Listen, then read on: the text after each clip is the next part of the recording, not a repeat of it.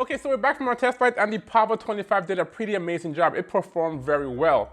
Now let's talk about the first flight. I had an 850 milliamp hour battery on here. We armed the drone, took off, and this thing took off pretty nice. The first thing I noticed initially was just the vibration in the FPV feed, and we'll talk about that a little bit later once we come to the camera. But besides that, the drone was very stable, it tracked very straight, and really no oscillations at all. Very, very good input. The rates on this is a little bit lower as well, which is okay for a Cinewhoop. You don't want to have it too sharp, so when you just move the control sticks, this thing goes in a tangent. The whole point of a Cinewhoop is to have smooth cinematic images, and this drone does do that very, very well. Now, I had the opportunity to fly this in numerous locations, but anything over around 10 miles an hour, this thing does get influenced by the wind. Now, that's just a design of Cinewhoops. You have this big old plastic ducts on here. These things do capture wind, and it does affect the performance if it's really windy outside. So just remember that this thing works really great in low wind situation as well as indoors as well. Now, over the past few weeks, I got more comfortable with this, and I tried some acro maneuvers with it. And just like any other drone, these ducts here do play an influence on how this thing is gonna fly. So if I put this into the dive, it will get some prop wash. These ducts do influence the airflow around the motors, and I noticed that the flight controller will freak out if you do a constant dive or if you do some rolls. So if you want to get some acro maneuvers, this probably isn't the best drone for that. Now, talking about flight performance and speed, these motors did a pretty good job. These worked pretty well, guys. Never once did I feel like this thing here was underpowered. I did strap a few cameras to this drone. I did actually one time strap a full-size GoPro on here, a GoPro Hero 8. And yeah, I don't recommend it. This thing is the 2.5-inch drone, and it's not designed for a full action camera. Now, these props are pretty interesting. They look really cool, and they do a good job giving you a smooth image. But just like any other Cinewhoop on the market, this thing is noisy. It wasn't crazy annoying loud. I've heard some louder drones, but it's not as loud as some of the larger Cinewhoops in the market. So just be aware of that. This thing will get some attention, but that's characteristics of Cinewhoops. Now, coming to the next big topic is the camera on here. Now, this drone, the PAVO25, does come as an option with the DJI unit or an analog camera on here. And because of that, and I did experience both of those, I did decide to go with the HD0 system just to be a little bit different and to give this drone a little bit more characteristics. Now, that turned out to be a good and bad thing. Now, the image coming from this drone and camera is pretty good. I'm using the Runcam Nano HD0 camera on here. But the image coming from here is pretty cool. HD0 is doing a pretty good job. They have really good image, a lot better than analog, and the latency on these cameras are really, really low and consistent. But the first thing I noticed was with this feed was, as I said before, it was the vibration. Now, I wasn't distracted by that. I still flew the drone. I knew every part on this drone was secured. The motors, the frame, everything was done. We actually did a build on this drone, so we built it ourselves. So we knew that everything was done pretty well. To make a long story short, guys, I may have had a bad camera on here because I did happen to switch this camera with a spare HD0 camera, and all the vibration went away. So I'll have to take a look at that and make sure that that camera isn't, messed up, but it was new from the box. Besides that, the HD0 feed was amazing. It was super clear. At one instance, I was flying in the backyard, and as you can see, there's antennas and guy wires everywhere. Now, I had the ability to see those guy wires and avoid them, fly around them, and that would never occur if I had analog. I'll probably hit one of those wires if I was using an analog feed. Now there's a lot of benefits in going with the HD0 system for this drone. The first one being the clarity obviously is clearer than analog, a lot more resolution. The second thing is the lightweightness of the components. Now this drone here is a lot lighter than the recommended weight from the analog setup. Obviously if you go DJI it's going to be significantly heavier, but this thing comes under the analog weight. Now the third thing is having OSD support with the HD0 system. I get to see all my elements in my drone, all my telemetry, and that's pretty cool, especially when you're flying in certain areas. You want to see your battery, your voltage, you want to see how much amps you're pulling, or just your signal or your telemetry from your RC link. So this is a really good setup for this drone. I just wish I had a little bit more power output from the VTX.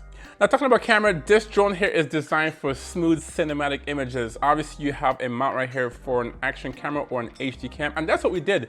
Now I flew this drone with 3 cameras. I have them right here. I used a Hero 3, I used the Firefly X Lite, and I also used the Runcam Thumb Pro.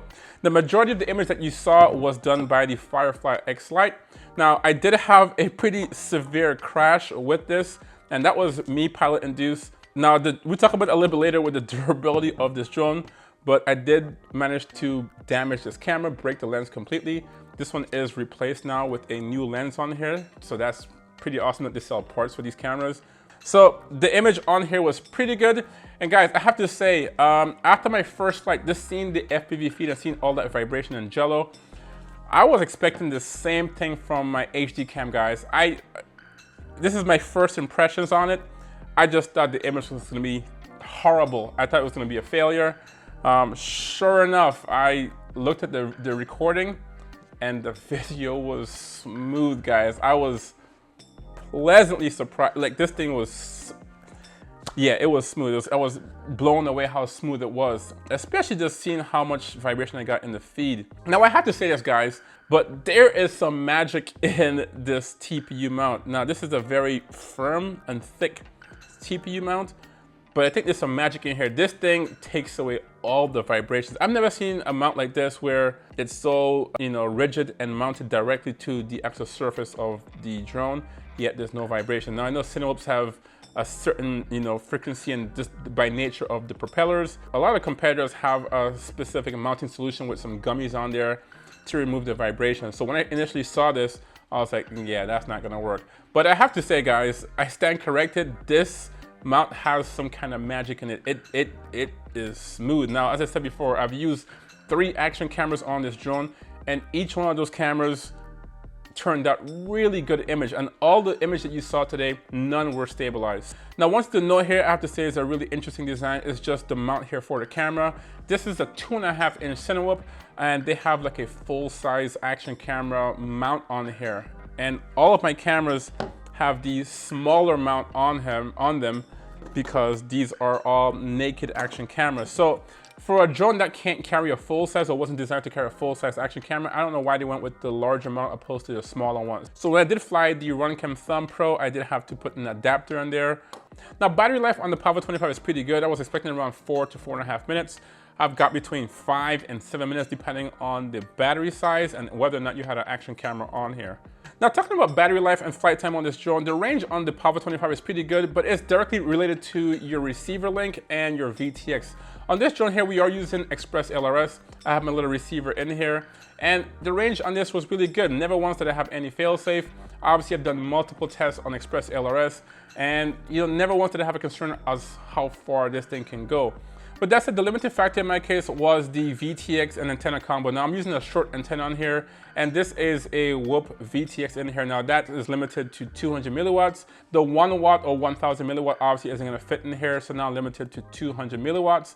And it did a pretty decent job, especially if you're flying indoors. Never once did I have an issue flying this in multiple rooms or from rooms to room. Now, in the future, hopefully HD0 can make a more powerful VTX, maybe around 400 to 500 milliwatts. And that would be really good for this kind of application. Okay, so last but not least, let's talk about the durability of the PAVO25. Now, I've flown this thing over a few weeks and I've had multiple crashes with this drone. And one instance, when I was flying in the warehouse, I did have an instance where I lost visuals and this thing came crashing down. That was pretty much my most significant or most violent crash since it was concrete. And this thing took a beating. As you can see, this drone is still intact. Never once did I have any cracked propellers or cracked frame, this thing is still pretty good. Now this frame here is bearing all the weight for all the electronics and the motor, so that's good. Now talking about that, the frame, I did have to open this drone up numerous times during this review and during this build. And as BetaFPV designed it, it's just 6 screws on here. And it is really convenient, guys. That seemed to be a really good design. And as I said, I'm in here constantly just checking stuff. I had to change the camera on here, so I had to remove this. And it's a pretty cool design. So if you do damage or crack this, these ducts on here, it's as simple as 6 screws. Now, having said all that and flying this drone for a few weeks, who is the PAVO25 for? Now, if you're interested in filming smooth cinematic footage, then the PAVO25 is for you. Whether you want to fly it indoors, this would be really great, or outdoors with light winds between 5 and 10 miles an hour, then this is the perfect drone for you guys. Once it gets a little bit windy, then it can get a little dicey and the flight controller can freak out a little bit, causing some motor surges. Now, the second person who's perfect for the PAVO25 is someone who has a lot of parts laying around. Just like me, I had some motors and a flight controller laying around. This was the perfect build for it. Now, I did buy this as a frame kit, and I did have to assemble it. This thing turned out pretty well. I've done a full video on that, and I'll leave it linked above so you can take a look at it. But if you have a lot of parts laying around, you're looking for a new drone, something that's compact, this thing is very sleek, nothing protruding, very clean build, then this might be the perfect drone for you. Now, if you want a larger drone than the PAVO25, I've done full reviews on the PAVO30, as well as the GetPowerC Cinelog 30. These are 3-inch Cinewhoop that can carry even more payload. I'll leave this video linked right here. So thanks again for watching, and I will see you in the next video. Peace!